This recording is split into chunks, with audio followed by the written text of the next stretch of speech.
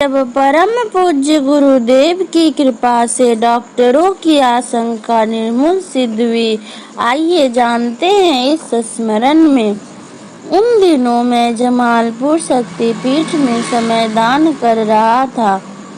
2-3 महीने के अंतराल में घर भी हो आता था।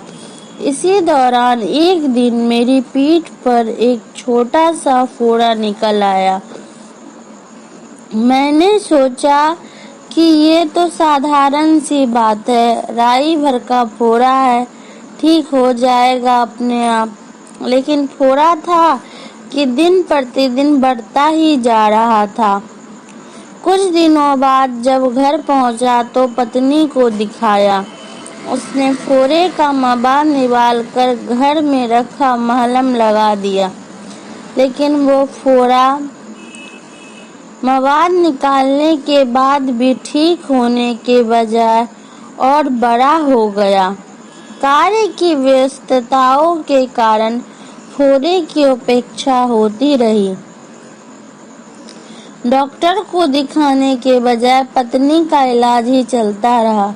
साल बीतते उसका आकार काफी बड़ा हो गया था। हमेशा असहनीय दर्द रहता। अब तो फोड़े से दुर्गंध भी आने लगी थी।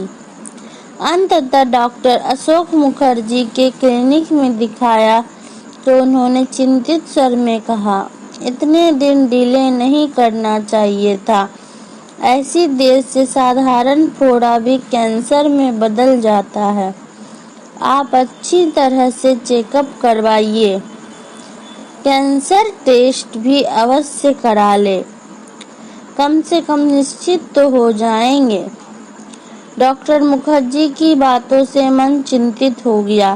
किसी दूसरे डॉक्टर की राय भी ले ली जाए, ये सोचकर धनबाद के एक सर्जन डॉक्टर A.K. सहाय से मिला।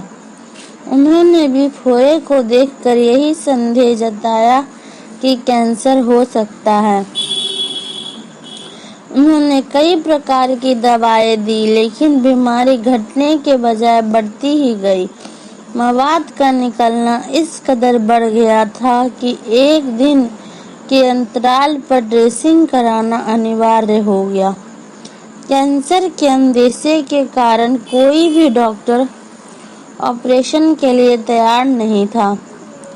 जब फोड़ा बढ़ते बढ़ते नींबू के आकार का हो गया तो बनारस के कैंसर के विशेषज्ञ डॉक्टर SP सिंह के पास पहुंचा। वे भी खतरे की आशंका से ऑपरेशन के लिए तैयार नहीं हुए। मेरी इस कष्ट के निवारण के लिए मेरी पत्नी ने शांति कुंज जाकर विशेष अनुष्ठान किया। वापस आकर उसने बताया कि पूज्य गुरुदेव ने कहा है कुछ नहीं होगा, साधारण सा फोड़ा है, काट कर हटा दे। पूज्य गुरुदेव का आश्वासन मिल जाने के बाद मैंने एक बार फिर अपने पुराने डॉक्टर A.K. सहाय से बात की। वे बड़ी मुश्किल से ऑपरेशन के लिए राजी हुए। उन्होंने फोड़ा काट कर हटा दिया। गुरु कृपा से बड़े बड़े डॉक्टरों द्वारा व्यक्त की गई कैंसर की आशंका निर्मूल सिद्ध हुई।